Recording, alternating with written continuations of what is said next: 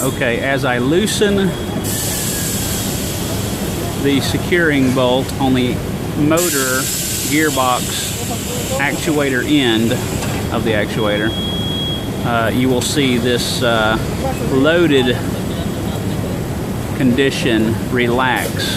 Here, I'm going to back this bolt out, and I want you to watch the motor and the gearbox as it realigns with the shaft of the actuator. Here goes.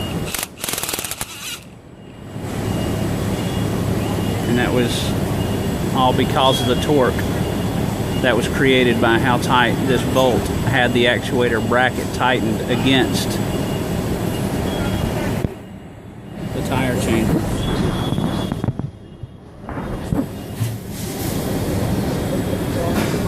And now the actuator motor is, for the most part, parallel with the shaft.